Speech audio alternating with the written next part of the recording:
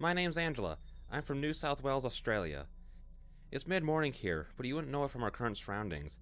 We rounded 2 corners, maybe 3, and carefully made our way down a similarly small number of stairways, carved from stone beneath and lined with decades-old guardrails.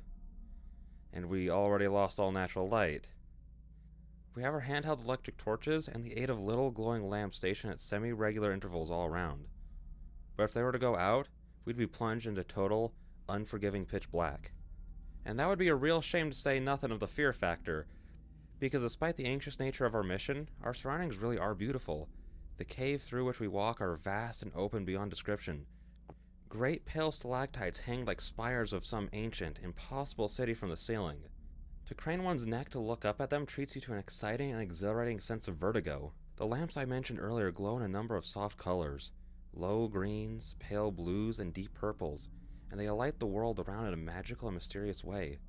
The rock formation in the corner of your eye look like sparkling giants, curious creatures resting in the shadows. Or as towering, fantastic buildings, home to any number of tiny, secretive cave-dwelling inhabitants. I don't know. I guess I let my imagination get carried away with me sometimes, and we have an important duty here in this cave. There were about 30 of us all together to start with, but 10 of our group has already veered off in pursuit, the pursuit of the missing girl. Disappeared 2 nights ago. The prevailing theory is she came down here alone and got herself lost. Probably looking for the Manab Gadarj, the greedy thing, snorts the woman in front in a haughty voice to her neighbor. Give me a break, I mutter quietly to the girl next to me. She's only 13. The Maban Karaj, for which the caves are named, are a pseudo-mythical set of precious stones, glowing quartz and gems that the caves are supposed to house, worth, in theory, an absolute fortune, even though it's not known if they've ever been found, or who even named the caves after them in the first place. As an ex-13-year-old girl myself, I can't help but feel like the more likely reason for the girl's disappearance was for a bit of bloody peace and quiet for some introspective thought. Maybe she wanted a mystical place all to herself in which to vent. I get it. The missing girl's name is Macy. She's been on the news and everything. That's where I saw the call for volunteers to help with this very mission. I'm no caving expert, but I've been here a couple of times with my folks. It's a good day out. The atmosphere today, however, is very different. Another group of 10 are sent down an adjacent set of stairs into the caves. Us remaining 10 continue our descent. The stairs round a corner of rock and our surroundings open up further, lined with great, far walls in the distance, glittering in the gloom on all sides. Whoa. It's gorgeous, I murmur. The woman in front turns round to me with a glare. Try to appreciate the severity of the situation, okay? Have a little tact. I flush with embarrassment, muttering an apology and hating myself for doing so. But then I don't know this woman. To be fair, she could well be one of the girl's relatives. Maybe that's why she felt confident in criticizing her earlier. I don't know, I tend to make excuses for people. I don't know if that's a strength or a flaw, but whatever. The girl beside me squeezes my hand though, which is nice of her. She's about my age, maybe 18 or 19. I think her name was Darcy. She has dark hair styled pretty nicely, especially considering we're going down into a cavern. Most of it is hidden under a hard hat anyway. I wonder what mine would look like dark. It's pretty light typically. I'm getting distracted. This is serious. Our remaining group of 10 splits in half, with 5 being led over to a little knee-high rope fence and down a passage to our immediate left. A man calls back to us, to the grumpy woman specifically. Are you alright to lead this one, Margaret? It's no problem if not. We can keep this group as 10 if needs be. The woman chuckles and adjusts her glasses. I'm fine, Mark, I can assure you. We'll cover more ground this way. We'll see you back at the rendezvous. The lady is going to be our group leader? I wrinkle my nose and exchange a look with Darcy. Great. The other group disappears until it's just the 5 of us. Margaret leads us a little deeper into the cavern, still illuminated but in an area I've never been before. I've never been this low before, actually. Down we go. Down, down, down.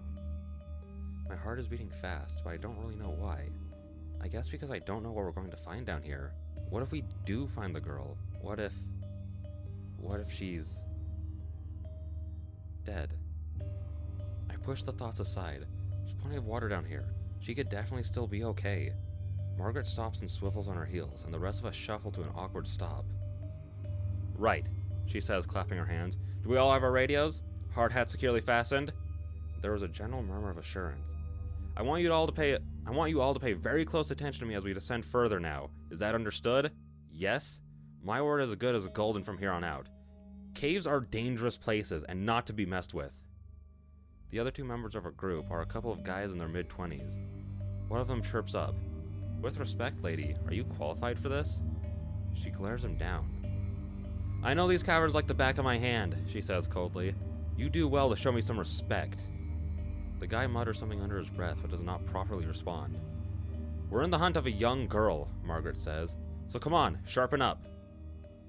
She turns again, clicking on her torch, and leads us off path, past colossal clusters of rock and through a narrowly arched passage in the stone.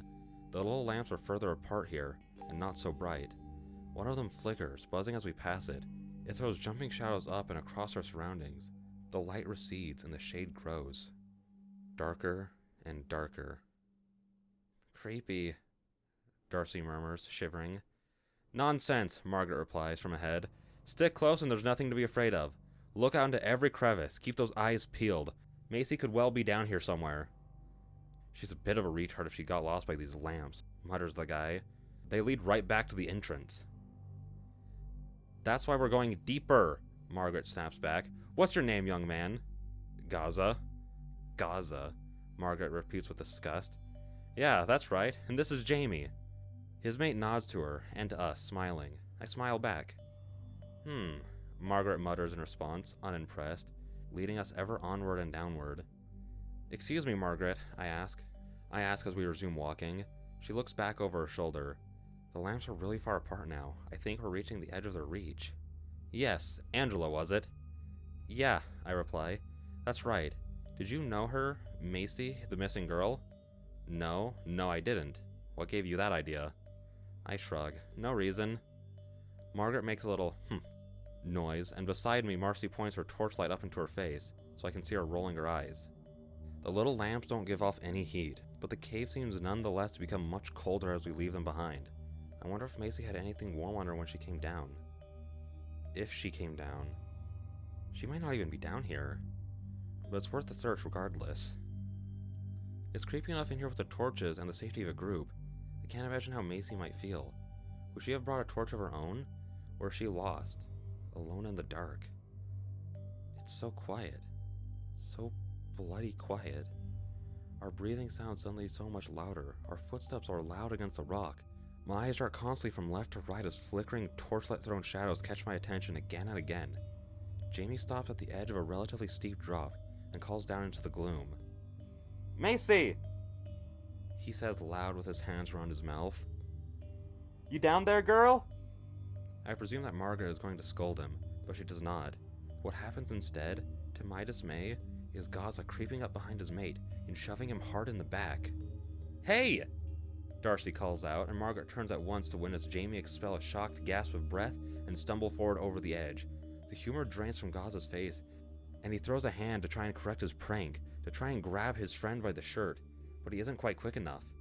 We all watch in sudden panic as Jamie slips and stumbles, falling over the edge, and down into the dark. Jamie! Gaza shouts, his hands on his head. He scrambles to the edge on his hands and knees, and with a grunt of pain and frustration, we hear Jamie grumble in the shadows down below. Torches are pointed down in his direction, revealing him rolling around in pain about 3, maybe 3.5 meters down. A long way down to fall when you're not expecting it, but not lethal by any means. He groans as he squirms on the rock. Stupid boy! Margaret barks at Gaza. I'm sorry, mate, Gaza shouts down. You're a fucking moron, Gaza, Jamie calls back up. What the fuck is wrong with you, you dumb cunt? Gaza grimaces but does not reply. Maybe we should radio the others, I suggest, glancing cautiously from Gaza to Margaret. We could call for some rope or something. No, Margaret says at once, and the other two look at her as well. She goes on. I mean, there's no need to bother the others. I know a way back up. I've been here before. She calls down to him. Try to stay roughly parallel to us, Jamie. We'll get you back in no time. Follow our lights and voices. Jamie grumbles. Yeah, alright if you say so. I'm good to walk. And up he clambers with a grunt, stretching his legs and arms. Then keeping pace as Margaret leads us out at an angle, a diversion from the original route. What did you do that for? Darcy says to Gaza. Idiot. To his credit, Gaza actually looks embarrassed. I know, yeah. It was an accident. He looks at me as well, rubbing the back of his neck awkwardly. It was just a joke. Didn't think he'd actually fall in. Jamie's torch was damaged in the fall, and through gaps in the rock and cracks in the wall, we can see his beam flicker in and out of life. I make a noise of surprise as my foot comes down in a cold puddle. There's water around us now, and whilst it's difficult to see given our current surroundings, I can smell it. Dank and wet. Jamie's torch flickers again, cutting out this time for a good 5 seconds or more. We hear him swear and smack it against his hand before the device returns to full beam. "Fuck this!" he shouts up from a place out of sight. "If I find the damn gems, I'm not sharing them with you, Gaza." Gaza chuckles weakly. I doubt Jamie even heard. "Are they real, do you think?" Darcy asks the group as we walk single file through a narrow passage of rock. "The gems. I've heard they glitter in shades of blue and red, great clusters of them. They'll be worth a bloody fortune," says Gaza. "It's highly unlikely there are any actual gems," proclaims Margaret from the front of the procession, interrupting. "And if there ever were, they'll be long gone by now. Try not to be so selfish." "Selfish?" Gaza snorts. "Are you trying to tell us you wouldn't take even one if you saw one? You leave them here in the cave or they ain't gonna be good to anyone?" She shoots an icy cold look at him. "If there were any quartz down here, I can assure you I'd leave them well alone. They're artifacts. I'd log the location and inform the relevant experts so they could be studied." "Bullshit, you'd take one." Margaret stops and turns to him. "I would not," she retorts shrilly, "and you would do well to wash your mouth, insolent young man." There's an awkward pause. "Everyone all right up there?" calls Jamie from behind the wall of rocks. We carry on along our way. About 5 minutes later, Jamie returns into clear view, us four standing atop a ledge a mere 2 meters tall. We can haul Jamie up with relative ease. If he can get to us, that is. As between us lies a drop of incalculable depth, I peer over the edge. It goes down, down into the depths of the cavern, filled with mighty upwards pointing stalagmites. Jamie looks down into it, then back up at us, throwing up his hands. "What the hell is this? I can't make it across there. I thought you said I'd be able to make it." I try to shine the beam of my torch down into the depths of the drop, but curiously, my light only seems to go so far. I don't understand it. It's as if the light is caught on an invisible film stretched across the gap. I struggle to make sense of it. Margaret says, rubbing her chin. "It is admittedly a little wider than I remember, but you should be alright." "What are you talking about?" Jamie calls back. "You don't want me to jump it, do you? No one can jump that far. That's insane." "Have a little patience. Goodness." Margaret shouts back, then crouches to pick up a loose piece of rock from the ground. She leans over the edge and tosses a little stone into the drop. It falls past the height of our 2-meter outcrop, and then it disappears. My mind struggles with what it's seeing. It's as if the rock has struck the invisible sheet of film, rippling and vanishing from sight. And then I realize there is no drop. The hole in the cavern is nothing more than a body of water. A body of water so still, so impossibly still, that it reflected perfectly the view from above our heads. There were no stalactites pointing towards us. They were simply reflections of the vast stalactites pointing down. I can't help a little noise of amazement at the illusion. Whoa. "You'll just have to swim across, Jamie," Margaret calls, and Jamie responds with a string of swears. "You're such a fucking dickhead, Gaza." Gaza calls another apology over the pool. "How deep is it, Margaret?" Jamie calls. "I don't know. Not deep, but you'll have to swim." "Fuck's sake," he grumbles, easing himself into the body of water. After a pause, he shouts, "Not deep? I can't feel the fucking bottom." "Just swim, Jamie." He mutters to himself as he begins to drag his body, equipment, and all through the water. I won't be helping him, but he is a strong-looking lad, and he has no real difficulties in his progress.